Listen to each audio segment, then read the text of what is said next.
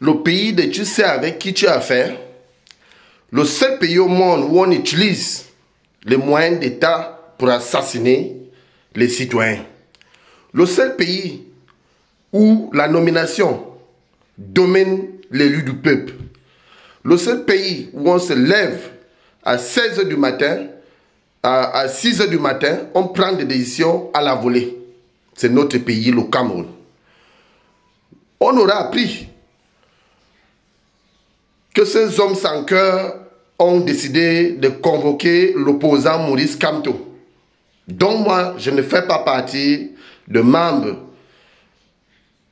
du MRC, mais je fais partie du mouvement de changement total pour l'Afrique. Donc ce qui veut dire qu'en quelque sorte, tous ceux qui s'opposent et qui se mettent face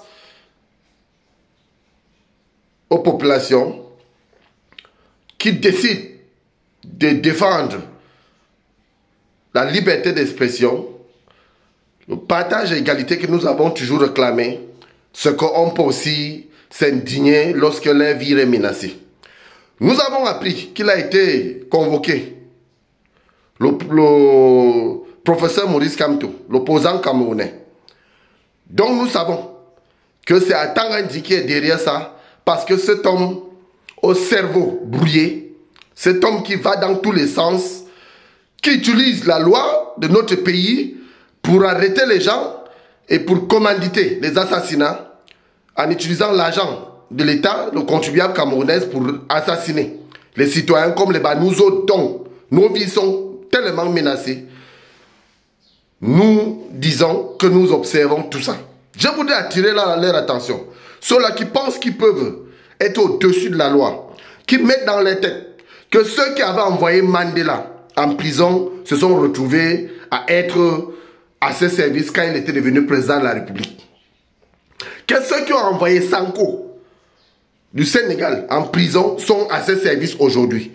Donc pour nos forces de sécurité, ceux-là qu'on utilise pour intimider les gens, pour provoquer les arrestations arbitraires, et cette justice qui est aux ordres, qui doit être indépendante, que ce justicier met dans leur tête qu'en politique, tous les coups sont permis et qu'à tout moment, ça peut basculer. Donc nous avons décidé de dire en 2025, nous ne laisserons aucune chance à cette partie politique satanique dont les membres sont devenus des criminels, dont ils se comportent comme si nous étions en forêt. Donc, comme ces singes qui sont sous les mêmes arbres pensent qu'ils peuvent dominer le peuple camerounais, qu'ils peuvent arrêter le peuple camerounais, je les donne rendez-vous en 2025. Qu'ils sachent qu'ils vont arrêter tous les 40 millions de Camerounais. Je ne sais où ils vont les enfermer, mais qu'ils mettent dans leur tête que le pouvoir reste au peuple et que le peuple camerounais ne veut plus d'eux. Regardez la souffrance qu'il y a dans notre pays. Lorsqu'un citoyen ne peut pas s'indigner dans un pays, c'est que ce pays n'a plus de valeur. Et nous allons remarquer que avec toutes ces hostilités qui se passent dans notre pays, donc ceux qui doivent être aux arènes ne sont même pas d'ailleurs convoqués et qu'on trouve tout simplement à convoquer un opposant tout simplement parce que la peur est dans les camps et ils savent qu'ils sont déjà sous la porte et qu'ils vont être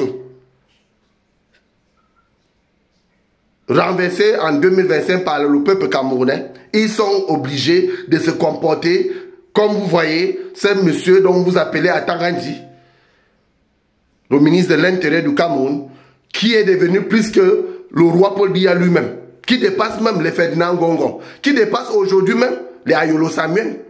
Parce que quand on est homme d'État, on commence à comprendre beaucoup de choses lorsqu'on regarde la souffrance de son peuple. Alors je ne peux pas qualifier ces hommes d'hommes d'État parce qu'on devient homme d'État quand on se soucie de son peuple. Alors, moi je vous dis et je vous rappelle que ce pays n'est pas à vous seul, que c'est notre pays à tous et que chacun va répondre de ses actes. Et nous rappelons ici aux propriétaires du Cameroun, à Tangandi, que ce pays n'est pas à lui. Et que s'il a acheté, qu'il nous dit combien il a dépensé, nous allons cotiser en tant que vrai Camerounais pour lui rembourser. Et nous rappelons au professeur Maurice Kamto de ne pas se présenter à cette justice aux ordres, que c'est une manière de l'écarter de cette course, de ces élections de 2025. Parce qu'ils ont déjà mis tous les moyens de bord et viennent à changer et ils savent que le Cameroun est sous le poids de s'exploser. Donc avec la peur, ils agissent sans réfléchir. Nous allons continuer à demander la libération de tous les détenus politiques, sans délai ni condition. Un vivre ensemble et vivre mieux, et le retour de nos frères et sœurs anglophones qui ont été exilés. Nous vous remercions.